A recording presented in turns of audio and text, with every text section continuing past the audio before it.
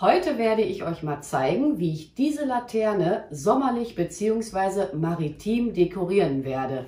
Ja, und die hat jetzt in meinem Fall eine Höhe von in etwa 65 cm und die Breite beträgt in etwa 23 cm. Bevor ihr jetzt mit der Dekoration eurer Laterne loslegt, solltet ihr einmal darüber nachdenken, ob ihr den Boden nicht mit etwas Folie abdecken möchtet. Einfach aus dem Grund, damit das Ganze halt nicht dreckig wird. In meinem Fall ist das jetzt wirklich vollkommen wurscht, weil meine Laterne ist jetzt schon fast 30 Jahre alt. Die ist jetzt hier schon so lange und ja, insofern ist mir das jetzt wirklich vollkommen egal. Und ich werde jetzt hier als erstes dieses Blauschlingelgras in diesem Topf platzieren. Der hat auch ein Abzugsloch, der Topf. Ansonsten könnte man auch einen Untersetzer noch darunter stellen, aber ich werde da jetzt wirklich komplett nachher drauf verzichten. Und das Ganze wird jetzt in normaler Blumenerde gepflanzt werden, also dieses Blauschlingelgras.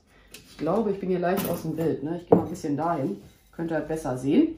Ja, und jetzt auch nicht tiefer pflanzen, als das zuvor in dem Topf drinne war. Und ich lasse hier oben auch einen kleinen Gießrand.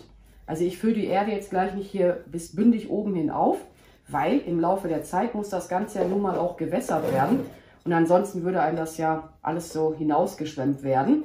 Und im Anschluss wird der Boden meiner Laterne, also wenn ich das hier gleich platziert habe in der Laterne, wird dann mit Kieselsteinen bedeckt werden. Könnte man jetzt auch Sand nehmen, aber ich habe mich jetzt bewusst gegen den Sand entschieden. Einfach aus dem Grund, ich habe keine Lust im Laufe der Zeit, den Sand da halt wieder hinaus zu friemeln. Das ist dann alles ein bisschen mühselig. Wäre das jetzt ein Glas, dann ist das nicht so schlimm. Aber jetzt bei so einer Laterne, das dann alles wieder hinauszufriemeln. Ich sag mal so, die ganzen Deko-Sachen, die ich mache, ich achte auch halt darauf, dass man vieles davon dann halt auch wiederverwerten kann. So, das kann jetzt mal eben beiseite. Das hier kann auch mal eben beiseite. Das ist das Tolle, wenn du eine Werkstatt hast, kannst du einfach alles auf den Boden schmeißen.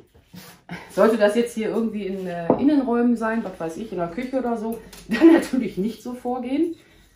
So, ich stelle mir jetzt mal hier hin. Eben hier etwas justieren. Ich glaube, ich werde das gleich auch noch mal etwas wässern. Das hier ist Reinkies, wenn ich es jetzt richtig im Kopf habe. Es kommt leider ein ekliges Geräusch, wie ich immer finde.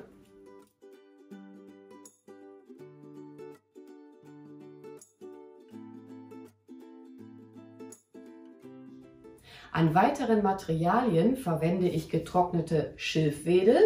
Dann habe ich hier zwei mit Sprühfarbe angesprühte Äste. Die hatte ich einen Tag zuvor halt mit grauer Sprühfarbe, ich sag mal so locker flockig angesprüht. Die Sprühfarbe dazu packe ich einfach mal mit in die Videobeschreibung ein, wer halt wissen möchte, womit ich letzten Endes arbeite. Dann habe ich hier getrocknete Mondkapseln. Ach ja, und nicht zu vergessen eine 1 Meter lange Drahtlichterkette. 1 Meter ist jetzt für diese Laterne vollkommen ausreichend. Ich hatte da auch schon mit längeren Lichterketten gearbeitet. Und diese Drahtlichterkette war letzten Endes mal ein Werbegeschenk. Was heißt ein Werbegeschenk? Das war bei irgendeiner Flasche mal dabei. Hatte mir dann meine Mutter freundlicherweise mitgebracht. So, und meine Laterne hat halt hier innen so ein Pönöppel. Und daran habe ich jetzt die Lichterkette einfach mal befestigt.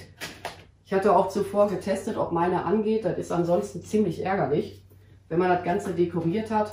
Und dann, ja super, geht die Lichterkette nicht. So. Ist jetzt für mich hier vom Arbeiten her zwar ein bisschen komplizierter. Wäre jetzt natürlich von Vorteil, wenn ich davor stehen würde. Aber ihr solltet ja so gut wie möglich sehen können. Schilf hatte ich hier mal an und guck mal, wie kurz will ich den überhaupt haben.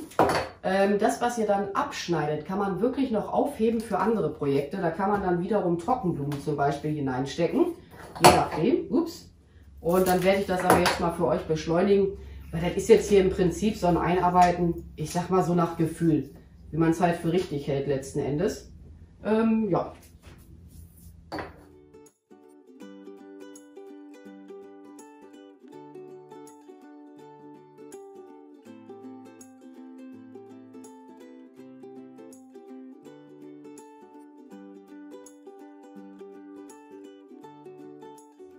So, dann zeige ich euch jetzt mal meine letzten Materialien, die ich einarbeiten werde. Es kann aber auch gut möglich sein, dass ich einen Teil davon vielleicht doch noch weglassen werde. Jedenfalls haben wir hier blau angesprühte Hortensien. Hatte ich auch einen Tag zuvor einfach mal mit blauer Sprühfarbe angesprüht. Das hier ist Lavendelschnitt, wurde auch teilweise mal angesprüht. Dann habe ich hier ein blaues Teelicht. Wer jetzt gedacht, habe ich auch mit blauer Sprühfarbe mal angesprüht. Das war ursprünglich mal, ich glaube, eine Weihnachtsdeko-Idee.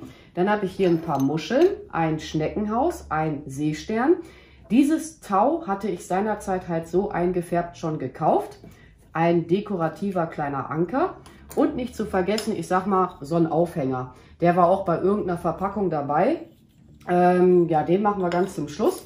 Und jetzt müssen wir eben überlegen, wie ich hier fortfahren möchte. Ich denke, ich werde mal zunächst den Lavendelschnitt platzieren. Muss mal eben selber überlegen. Nee, das machen wir mal hier. Ich glaube, das sieht dann nachher ganz cool drin aus, der Lavendelschnitt. Aber ob dieses Teelicht hinzukommen wird, das weiß ich jetzt an dieser Stelle ehrlich gesagt noch nicht. Weil da muss man ja auch letzten Endes irgendwo mal aufpassen, dass das halt nicht anfängt, hier irgendwo zu brennen. Ich glaube, das Teelicht, das stellen wir mal weg. Das lassen wir mal. Ich finde auch diese blaue Hortensie, die sieht echt richtig cool aus. Ich müsste das jetzt hier eigentlich mal für mich selber mal drehen. Und dann jetzt halt diese Materialien auch einfach wieder, ich sag mal, so nach Gefühl einarbeiten, wie ihr das halt letzten Endes leiden mögt. Diese Rispenhortensie, die ist jetzt im Übrigen auch schon etliche Jahre alt. Die müsste so 3 Jahre alt sein. Ich hatte die irgendwann halt mal abgeschnitten, habe die beiseite gelegt und habe die dann halt einfach mal eintrocknen lassen. Und ja, ihr seht es ja, ne? Man kann die wirklich noch ein paar Jahre verwenden. Natürlich ist die jetzt auch ein bisschen angefangen zu rieseln. Ist aber auch ganz normal, dann halt im Laufe der Zeit. Aber für sowas kann man das ja wirklich noch nehmen. Ne? Warum nicht? Muss ja nicht wirklich immer gleich alles entsorgt werden. Ja, ich muss mal gleich gucken, wie viel ich da überhaupt reinpacken werde. Den Anker vielleicht hier oben. Den natürlich dann rausnehmen, wenn ihr das Ganze wässern möchtet. Na, Witze, wo wie ich möchte.